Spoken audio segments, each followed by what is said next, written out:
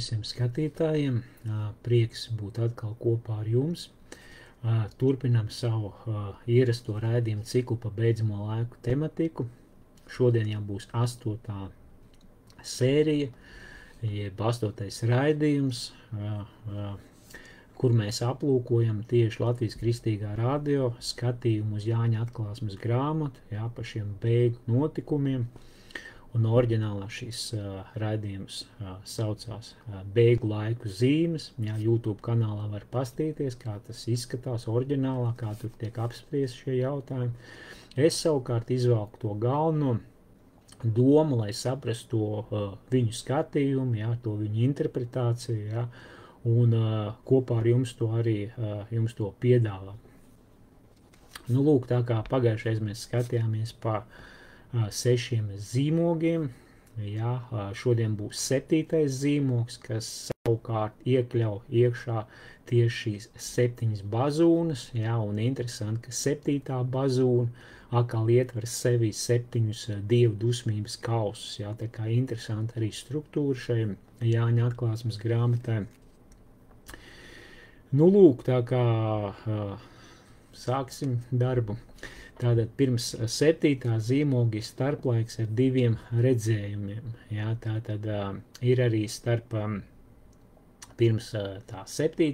Ir kaut kas pa vidu, ir kaut kāds iespraudums, jeb redzējums, un tur tieši šai gadījumā ir par 144,000 apzīmogoto cilvēku skaita, un par izglābtajiem tieši, kas nāk no lielajām bēdām.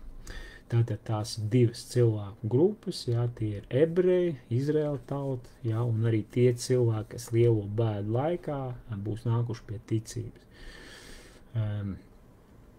Kādi no viņiem būs, protams, zaudējuši dzīvi, mocekļu nāvē būs gājuši bojā, bet abas šīs grupas nav Kristus draudze, tātad pēc šīs versijas, tātad draudze ir parauta pirms lielajām bēdām. Atklāsmes grāmata 7.4. Tad es dzirdēju, ka tiek nosaukts apzīmogotos skaits. 144,000 apzīmogoti no visām Izraēla ciltīm. Tātad, kas ir šie 144,000, tie ir ebreji, tātad tur arī tiek uzskaitīts tās ebreju ciltis, tātad viņi būs īpaši dievu izvēlēti, apzīmogoti. Tātad tie būs cilvēki, kuri tiks pasargāti Dieva, viņiem tiks uzticēts īpaši Dieva darbs tieši lielo bēdu periodā, un viņiem būs tā darbošanās, tas ir visnelabvēlīgākais laiks, kāds vien var būt. Tātad viņi darbosies Dieva spēkā, viņiem būs arī liela panākuma rezultāti, tas ir līdzīgi kā 2 praviešiem, kas vēlāk būs, tātad, kurus neviens nevarēs apturēt līdz noteiktam brīdim. Tātad 144,000 ebreji, tātad viņi būs kristieši, viņi sludinās evaņģēliju, un viņiem būs īpaši apsardzība šis Dieva zīmogs. Atklāsmes grāmata 7.9-10. Pēc tam es ieraudzīju un redzu liels pūls, ka nesaskaitīt no visām tautām un ciltīm un ļaudīm un valodām, kas baltos stērpos ar palmu zariem rokās stāv troņu un jēra priekšā. Viņi sauc skaļā balsī: pestīšana pieder mūsu Dievam, kas sēd tronī un jēram. Mēs redzam šo 144,000 darbošanos rezultātu, ka te ir jau cilvēku pūls, ko neviens nevar saskaitīt, tātad tie jau būs no dažādām tautām, ciltīm, ļaudīm, valodām, kas tērpti baltās drēbēs. Tas nozīmē, ka viņi pieņemuši pestīšanu un glābšanu, viņi būs Dieva attaisnoti. Viņi stāv Dievu priekšā, un tas skaidrojums ir tāds, ka viņi būs kā rezultāts tam, ko šie 144,000 ebreji sludinās, un cilvēki nāks, ka tā būs lielākā atmoda, mēs varam teikt cilvēces vēsturē, bet tāds īpaši Dieva darbs tieši šais drūmajos laikos. Tad atklāsmes grāmata 7.13-14. Tad viens no vecajiem sacīja, šie baltos tērpos, kas tad viņi ir, no kurienes nākuši? Es teicu, kungs, mans kungs, tu zini. Un tad viņš sacīja, šie ir tie, kas ir nākuši no lielām bēdām un ir mazgājuši savas drēbes un tās balinājuši jēra asinīs. Ja? Tātad ir paskaidrots, kas tie ir tādi, kas debesīs nonākuši, ja? Un ka tie nāk no lielajām bēdām. Ja, un atkal, ka viņi mazgājuši savas drēbes un balinājuši jēra asinīs. Ja. Tātad viņi pieņēmuši šo pestīšanu un glābšanu, ja, no cilvēkiem, no šiem 144 000 ebreju, ja viņi to ir pieņēmuši. Tātad te iet runa par specifisku periodu, lielajām bēdām, par ko Daniels un Jēzus jau ir pravietojis. No šī perioda nāk tie, kuri ir atgriezušies un iemantojuši pestīšanu, un kuriem daudz ir nomiruši mocekļu nāvē. Ja, un kā jau es iepriekš teicu, tas ir rezultāts šiem 144 000, kas sludināja. Tātad nevienā no šīm grupām nav, teiksim, divu draudzi, ja, kuri ir parauti, ko simbolizē šie 24 vecie, kas atrodas pie Dieva troņa, ja, un apstiprina, ka Dievs viņus ir izpircis. Ja, šī grupa ir debesīs. Ja, tātad pēc šīs versijas, ja, pēc, mēs varam teikt, klasiskās versijas, ja, Latvijas Kristīgā radio versijas, ko tieši pārstāv doktors Juris Dovēko, ja, kad draudze jau ir debesīs, ja, un šīs ir divas citas grupas, ja, tātad tie ir ebreji, kas nākuši pie Jēzus, ja, un otra grupa ir tie ir pagāni, kas caur šo 144 000 sludināšanu arī nākuši pie ticības. Tātad atklāsmes grāmata 8:1-5. Un, kad Jērs atvēra 7. zīmogu, iestājās klusums uz kādu pusstundu. Es ieraudzīju 7 eņģeļus, kas stāvēja Dievu priekšā, viņiem tika iedotas 7 tauras. Un ienāca kāds cits eņģelis un nostājās pie altāra. Viņš turēja zelta kvēpināmo trauku, un viņam tika dots daudz kvēpināmo smaržzāļu, līdz ar visu svēto lūgšanām. Tās nolikt uz zelta altāra troņa priekšā, un kvēpināmā smarža no eņģeļa rokām līdz ar visu svēto lūgšanām pacēlās pie Dieva. Eņģelis ņēma kvēpināmo trauku, piepildīja to ar uguni un lēja uz altāra. Un sākās pērkuni, balsis, zibeņi un zemestrīces. Ja mēs redzam, ka tiek atvērts šis 7. zīmogs, ja, tad kaut kas īpaši notika, ja klusums iestājās uz pusstundu. Tātad 7. zīmoga atvēršana ir vissvarīgākais notikums, ko apliecina fakts, ka pēc atvēršanas aptuveni pusstundu debesīs valdīja klusums. Tātad baisas gaidības klusums, ja, ar drūmo spriedumu realitāti, ja, ko Dievs gatavojas atklāt. Ja, tā kā mēs varam teikt, tas ir klusums pirms vētras. Tātad šis 7. zīmogs ietver sevi visu Dieva tiesu saturu, tātad gan zīmogu tiesas, gan tauru tiesas, gan kausu tiesas. Viena Dieva tiesas sērija 3 daļās. 7 tauras ir iekļautas 7. zīmogā, un 7 kausi ir ietverti 7. taurē. Ja, tā kā mēs sākumā runājam par šo struktūru, ja, ka šis septiņnieks beidzamais, ja, gan zīmogs atver tauras 7, ja, un 7. taura atver 7 dusmu kausus. Ja, šī struktūra, un pirms tam vēl ir iespraudumi, pirms 7. Ja, šī parantēze, ja, jeb tādi, kur tiek kaut kas cits atspoguļots. Atklāsmes 8:6 un 7 eņģeļi ar 7 taurēm jau bija gatavi, lai sāktu taurēt. Un šī taure, jā, tas jaunajā tulkojuma taura, vecajā bazūne, tad grieķu valodā salpiks. Jā, tā mēs varam tulkot kā taure, bazūne, trompete, jā, tāds, ar ko var signāli, jā, vecajā derībā tas bija kā tauris kā signāls, ar ko tu padevi signālu, lai brīdinātu tautu par kaut ko, teiksim, ienaidnieki nāca, jā, tad pūta taurē, jā, lai brīdinātu. Tātad atklāsmes grāmatas tauras galvenokārt vēsta par gaidāmo spriedumu. Taurēm ir lielāka intensivitāte nekā zīmogiem, taču nav tik postoši kā pēdējo kausu tiesas. Jā, tātad šī intensivitāte pieaug, jā, sākumā ir šie zīmogi, pēc tam tauras, jā, un pēc tam kaus, jā, aizvien tā spriedze pieaug, un tie, nu, var teikt, tās sekas, ko tas izraisa, pieaug. Tātad šīs tauras atskanēs pēdējos 3 līdz 5 gadu laikā, tātad 7 gadus, nu, teiksim, otrā pusē mēs tā varam pateikt. Bet, protams, ka to ir grūti noteikt, jā, bet ir skaidrs, ka 5. tauras sprieduma sekas ilgs 5 mēnešus, jā, nu, tur tā rakstīts, jā, tātad tur mēs zinām kaut kādu laika periodu, jā, bet pēc šīs versijas, jā, kad viss notiks šai beidzamā Daniela grāmatas 7-gadai, gan zīmogu vēršana vaļā, gan tauras, gan kaus, tas viss būs tā beidzamā 7-gadai. Tad Pāvils runā par beidzamo bazūni, kas pārnes aizraušanas laiku uz lielo bēdu pašām beigām. Tātad bazūnas, jeb tauras, kas ir atklāsmes grāmatā, nevajag jaukt kopā ar jaunā gada sezonas atklāšanas tauriem. Apustuļu Pāvila klausītāji nebija informēti par atklāsmes grāmatas bazūniem, jo atklāsmes grāmata vēl nebija uzrakstīta.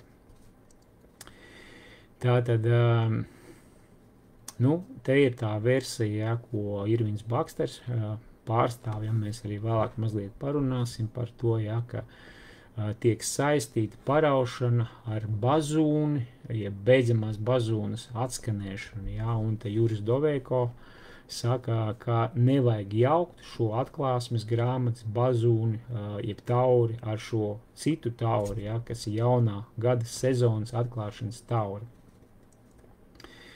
Jo uz to brīdi, ja, kā apustulis Pāvils rakstīja šo vēstuli, Jāņa atklāsmes grāmata vēl nebija uzrakstīta, ja, tātad nebija ziņas par šīm atklāsmes grāmatas taurēm.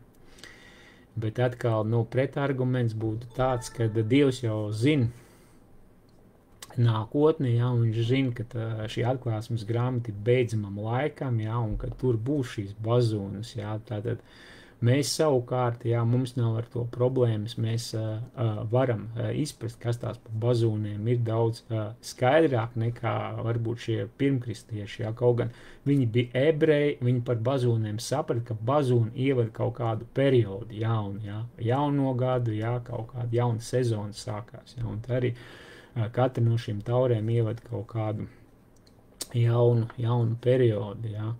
1. korintiešiem 15:51 līdz 53. Redz, es jums atklāju noslēpumu. Ne visi mēs aizmigsim, bet mēs visi tapsim pārvērsti pēkšņi vienā acu mirklī pēdējai taurei skanot. Kad atskanēs taure un mirušie augšām celsies neiznīcībā un mēs tapsim pārvērsti, jo iznīcīgajam jāterpjas neiznīcīgajam un mirstīgam jāterpjas nemirstīgajam. Nu, lūk, te ir, kur parādās šis apustuļu Pāvila vēstuli, ja, korintiešiem, ja, kad par paraušanu, ja, ka mēs tiksim pārvērsti, ja, tad šie dzīvi palikušie cilvēki tiks pārvērsti, tādā ziņā, ka viņu miesas vairs nevarēs nomirt, un te rakstīts pēdējai taurei atskanot, ja, un kā mēs pirmīt runājām, ja, Irvins Baksters to saista tieši Jāņa atklāsmes grāmatu šo 7. bazūni, ja. Nu, lūk, un tas vēl arī tiek saistīts ar mirušo augšām celšanos, tātad pirmo kristiešu augšām celšanos.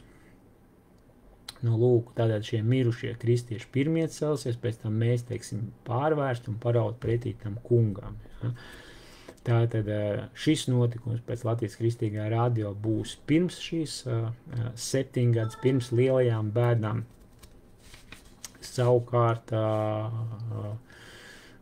pēc Irvina Bakstera versijas, ja, ka tas būs nu, vēlāk. Ja, tātad mēs saprotam, ka tas ir vēl lielo bēdu beigu periodā, ja, pirms Jēzus otrās atnākšanas. Nu, lūk, tā, kaut kas tur skan visu laiku. Tā. Nu, lūk, tādas lietas.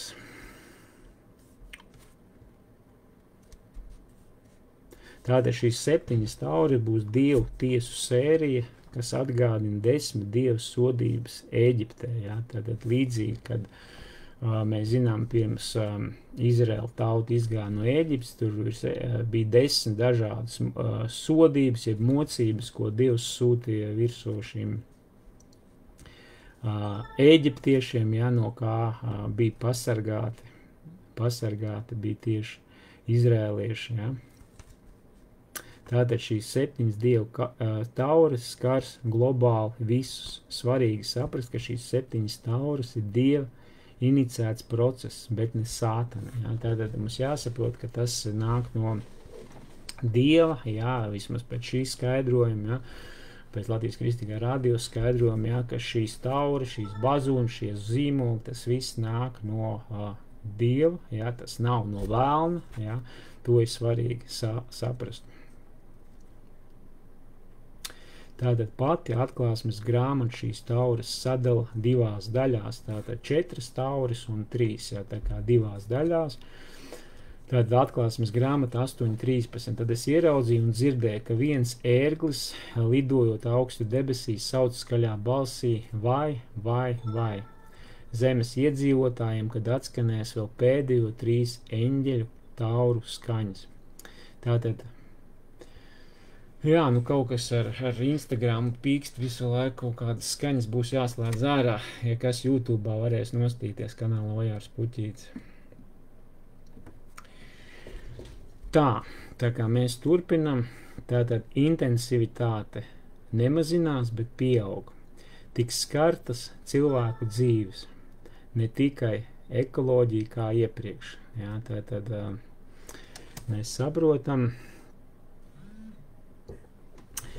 jā, tātad šīs pirmās 4 tauras, viņas skar vairāk tā kā ekoloģija, jā, un nākamās 3 vairāk tā kā skar cilvēku, jā, bet kaut gan mēs palasīsim vairāk sīkāk. Kad atskanēja 5. eņģeļa taura, es ieraudzīju zvaigzni nokrītam no debesīm uz zemi, un tai tika dota bezdibens akas atslēga. Tā atslēdz bezdibens aku, un dūmi kāpa augšup kā no milzīgas krāsnes, un saule un gaisa aptumšojās no akas dūmiem. No dūmiem nāca siseņi uz zemes, un tiem tika dota vara, kāda ir zemes skorpioniem.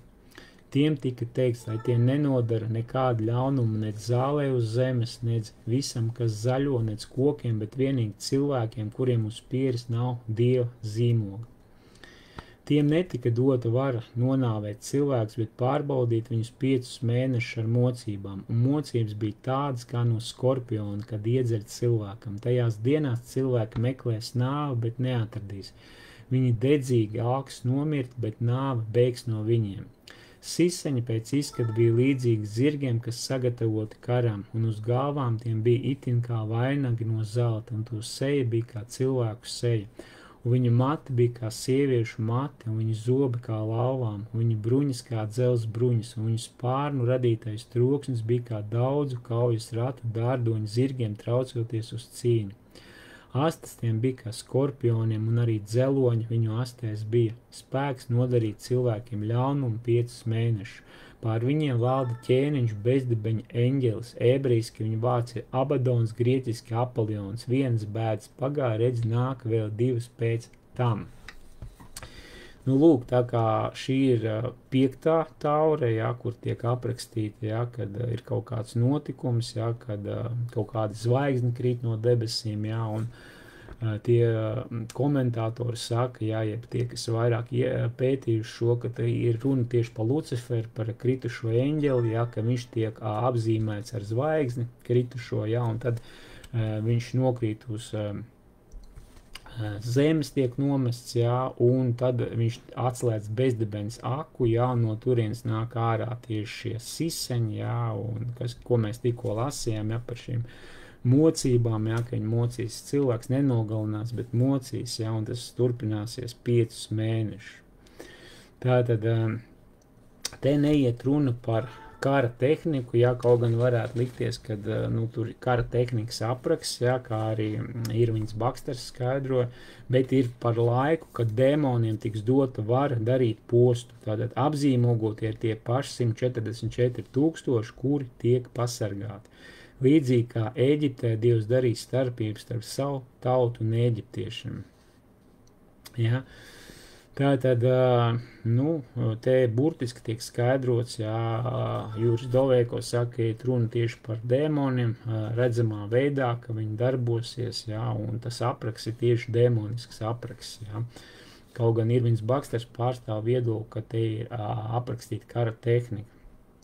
Un pēc Irvina Bakstera skaidrojuma tas varētu būt Persijas līča kara apraksts, ja, kad valdīja Sadams Huseins, kas tulkojumā ir šis Abadons, jeb Apolions, jeb postītājs tulkojumā, ja, no 1990. līdz 91. gadam, tātad no 2. augusta līdz 22. februārim bija šis Persijas līča karš, ja, un tas aptuveni 7 mēneši, bet te minēts tekstā 5 mēneši, ja, bet atkal kā mēs varbūt no kura tieši notikuma skaitam. Lūk, skatāmies tālāk. Atklāsmes 9, 13 līdz 21. Kad atskanēja 6. eņģeļa taura, es dzirdēju balsi no 4 ragiem zelta altārī, kas Dieva priekšā. Šī balss sacīja 6. eņģelim, kam bija taura. Tā, bišķi. Atradis 4 eņģeļus, kas sasiet pie lielās Eifrates upes, un šie 4 eņģeļi, kas bija sagatavoti uz noteiktu stundu, dienu un mēnesi un gadu, tika atbrīvoti, lai nokautu 3. daļu cilvēku, un jātnieku karapulku skaits bija 10 000, 20 000, es dzirdēju viņu skaitu. Un tā redzējumā es redzēju zirgus un jātnieks uz tiem sarkanās, violetās un dzeltenās bruņās.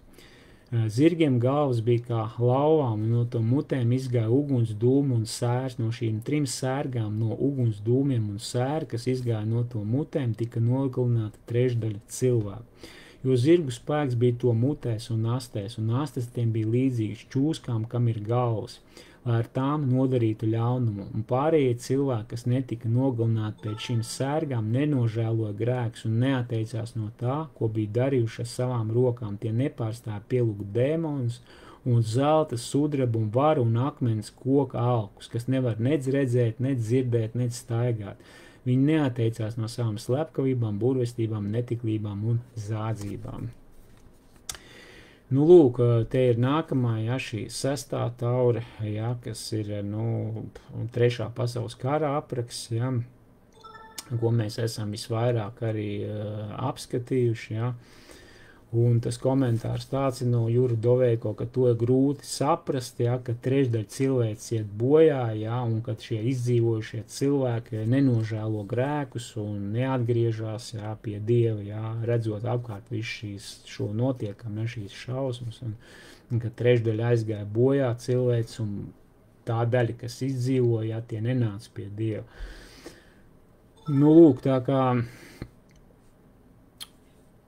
tāds ir šis apraksts, jā, tas skaidrojums, un interesanti, jā, kad arī es tiktu kā ievietoju tieši vasarā, bija īsu video ierakstīju 3 minūšu garumā par šo tematiku, tieši par 3. pasaules karu, jā, un interesanti, ka tieši šim video ir skatījumi visvairāk, virs 28 000 skatījumu, jā, tieši par 3. pasaules karu.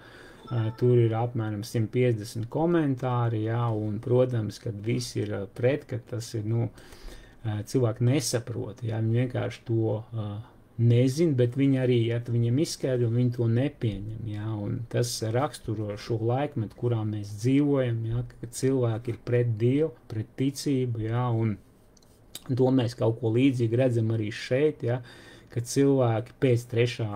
pasaules kara viņi nenožēlo grēkus, ja, nepārstāja pielūgt dēmonus, neatsakās no slepkavībām, burvestībām, netiklībām, zādzībām, ja, ka vispār viņa dzīves nemainās. Ja. Un tas ir tas iemesls, ja, kādēļ Dievs arī šo visu pieļauj, ja, ka cilvēks būs sasniegusi tādu līmeni, ja, kad nebūs jēga pagarināt laiku, ja, jo pēc šī trešā pasaules kara tiks noslēgts miera līgums, ja, un tad Daniela grāmatas beidzamā 7 gadi iesāksies. Ja. Nu, lūk, tātad ar 10. nodaļu sākas starplaiks, ja, atkal ir šis tā parantēze, ja, iespraudums, ja, tātad starp 6. un 7. bazūnas sodībām, ja, ir atkal kaut kāds iespraudums, kur mums kaut kas tiek paskaidrots. Tāpat kā pirms 7. zīmoga bija starplaiks 2 redzējumiem, tātad šie 2 redzējumi 144 000 cilvēku apzīmogošanu redzējums par izglābtajiem lielajās bēdās. Tā arī šeit pirms 7. bazūnas, kas vienlaicīgi arī 3. vai. Jānis redz eņģeli ar mazo grāmatiņu un 2 lieciniekus. Jā, tā tad arī šā iespraudumā, jā, ir šis eņģelis ar mazo grāmatiņu, jā, un jau šie 2 liecinieki, jā, kas ir maisu drānās. Nu, lūk, un te palasīsim šo iespraudumu, ja atklāsmes grāmata 10, 1 līdz 11. Un es ieraudzīju citu varenu eņģeli nokāpjam no debesīm, tērptu mākonī kā apmetnī, un virs viņa galvas bija varavīksni. Un viņa vaigs mirdzēja kā saule, viņa kājas bija kā uguns stabi, viņa rokā bija atrunāts rakstu rūlis, un savu labo kāju viņš lika uz jūru, bet kreiso uz zemi. Un viņš iesaucās varenā balsī kā saule, lauva rēca, un kad viņš bija iesaucies 7 pērkoni, sāk runāt savās balsīs. Kad ierunājās 7 pērkonis, gribēja rakstīt, bet dzirdēja balsi no debesīm sakām, aizīmūgo, ko runā 7 pērkoni, nepierakst to. Un eņģelis, ko es ieraudzīju stāvam uz jūras un uz zemes, pacēla savu labo roku uz debesīm un zvērēja tam, kas ir dzīvs mūžu mūžos, kas radīs debesis un visu, kas tajā zemi, un visu, kas uz tās, un jūru, un visu, kas tajā laika vairs nebūs. Bet tajās dienās, kad skanās 7. eņģeļa taura, kad atskanēs viņa taura, tad Dieva noslēpums būs piepildīts. Kā viņš šo prieka vēsti bija pasludinājis saviem kalpiem praviešiem, un balss, ko dzirdēja no debesīm, runāja atkal uz mani un sacīja, ej un paņem atrutināto rakstu rūli no tā eņģeļa rokas, kas stāv uz jūras un zemes. Aizgājis pie eņģeļa, es teicu, lai viņš man atdod rakstu rūli, un viņš man saka, ņem un apēd to, un tas radīs rūgtumu tavās iekšās, bet tavās mutēs tas būs salds kā medus. Es paņēmu rakstu rūli no eņģeļa rokas, ēdu to, un manā mutē tas tapa salds kā medus, bet kad es to apēdu, manās iekšās tapa rūgs. Un tad man sacīja, tev vēlreiz vajag pravietot par ļaudīm un tautām, valodām un daudziem ķēniņiem. Nu, lūk, tā principā visa tā 10. nodaļa, šī parantēze bija iespraudums, ja, ka parādās šis varenais eņģelis, ja, pēc izmēra acīm redzot, viņš ļoti milzīgs, ja viena kāja uz zemes, viena uz jūras, ja, un viņš tur nav noslīts vai apgāzies, ja. Parādās kaut kāds rakstu rūlis, jā, atkal, jā, ko beigās Jānis apēda, jā, un viņam ir šis uzdevums pravietot, jā, un kā viņš var pravietot, ja viņš atrodas ieslodījumā Patmas salā, jā, vienīgais veids, kā viņš to var darīt, rakstot šo Jāņa atklāsmes grāmatu. Tātad, atšķirībā no 7 zīmogu ruļiem, jā, kas grieķiski biblion, ko tur jērs, jā, atklāsmes grāmata 5.1. Šī eņģeļa rokās bija maziņš rūlis, jā, Bibla ridion, jā, tātad cits šis grieķu nosaukums, jā, tas ir mazais rūlis. Jā, un vispār šīs iesprauduma tā kā jēga pēc Jura Dovēko skaidrojuma, jā, ka šī eņģeļa tā vēsts un kalpošana ir saistīta ar nodomu, ar Dieva nodomu atgūt visu pasauli, jā, tātad zemi un jūru, kas īstenībā, nu, jau pieder Dievam, jā, bet mēs zinām, ka viņi zem vēlna varas uz doto brīdi. Un tas tiks īstenots lielo bēdu periodā, jā, kad līdz ar Jēzus Kristus otro atnākšanu Dievs atgūs visu zemi un valdīšanu uz zemes. Laika vairs nebūs, jā, šis precīzāks tulkojums būs kavēšanās vairs nebūs, jā, nekādas aizturs vairs nebūs, jā, tad notikumi notiks ar lielu steigu, tie norisināsies lielo bēdu 3,5 gadu beigu periodā, jā, tad otros 3,5 gados, jā, ja mēs šo 7 sadalām 3,5 un 3,5, tad otrajos 3,5 gados, jā, norisināsies šie notikumi. Nu, lūk, tā mēs paskrējām, izskrējām ātri cauri šim visam, jā, bet pa lielos vilcienos, jā, šīs versijas neatšķirās. Latvijas Kristīgā radio no Irvina Bakstera tikai ir runa tieši par šo paraušanas momentu, jeb, kad ticīgie cilvēki tiks parauti pie Dieva, vai tas būs pirms lielajām bēdām vai lielo bēdu beigu posmā, jā. Tā kā, bet pārējos jautājumos principā nekādas domstarpības nav, ja šī secība ir, struktūra ir, tā kā tā. Šī Latvijas Kristīgā radio versija patiesībā ir daudz jaukāka, ja, kad tu parauj, kā saka, un tu esi pie tā kunga, un tad paliek šie tie neticīgie vai ne ar antikristu priekšgalā, ja, bet patiesībā tad īstā atmoda sāksies, ja, tieši, kas 144 000 parādīsies ebreji, ja, kas tiks īpaši Dieva apsargāti, svaidīti, ja, ka viņi tādu ar autoritāti sāk sludināt evaņģēliju, ja, ka cilvēki tieši šais lielajās bēdās, kad būs antikrists un visas šīs šausmas, ja, kad cilvēki masveidā nāks pie Dieva, ja, tas ir patiesībā tāds, liekas kā pretruna, ja, bet tieši tas ir rakstīts, ja, par ko mēs arī šodien runājām. Ja. Un, ko mums šodien darīt? Ja, nav vēl lielās bēdas, nav 144 000 ebreju, ja, bet ir Kristus liecinieki. Ja, un katrs viens, kas ir pieņems Jēzu Kristu par savu kungu, ir kunga Jēzus Kristus liecinieks. Ja, un šai vakarā tas liecinieks esmu es. Ja.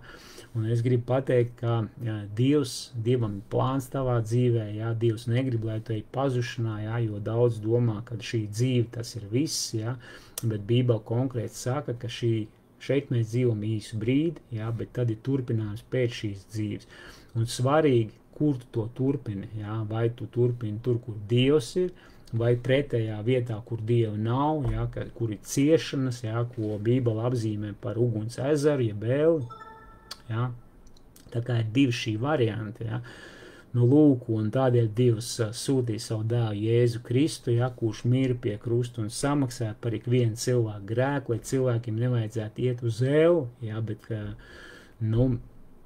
kaut kā mūsdienās tas nav populārs, cilvēki labāk grib iet uz Eli, vai ne, nekā pieņemt Jēzu Kristu, kaut gan tur nekas grūts nav, tu vienkārši ticībā to pieņem un sāc veidot attiecības ar Dievu, ja? Bet tomēr ir starp cilvēkiem, kas to grib, kas to pieņem, ja, jo, kā mēs lasījām pirms, pēc 3. pasaules kara, ja, kad cilvēku dzīves nemainīsies. Un tad būs tas galējais robežs, ka nebūs vairs jēga to darīt, bet mūsdienās vēl cilvēki varbūt 10 negrib, bet 11 grib, vai ne, varbūt 100 negrib, varbūt 2 grib, vai ne, tā kā noteikti kāds ir, ko Dievs uzrunāja, ja, un šai vakarā, varbūt vēlāk YouTube'ā skaties ierakstā, es gribu pateikt, ka Dievs tev grib pieskarties, ja, Dievs grib tev glābt, ja, viņš grib, lai tu atsaucies viņa mīlestības vēstību, bet bez tavas dalības tas nav iespējams, tā kā tev jāņem tajā dalība, ja, tev tas pirmais solis pretī Dievam, kad tu pieņem Jēzu Kristu par savu kungu, ja, tu vari atsaukties Dievam, atvērt savu sirdi, ja, un es skaitīšu priekšā lūkšanu, un tu vari atkārtot un pieņemt Jēzu Kristu.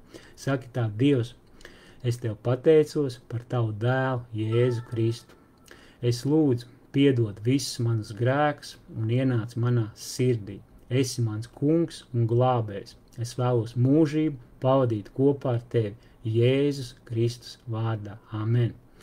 Nu, lūk, tas ir pirmais solis pretī Dievam, vienkārši lūkšana, ja, ka tu apliecini Jēzu Kristu par savu kungu, ja, tas ir tā kā paklausības solis, ja, ka tu vienkārši atkārtojas kādu cilvēku vai aiz manis, ja.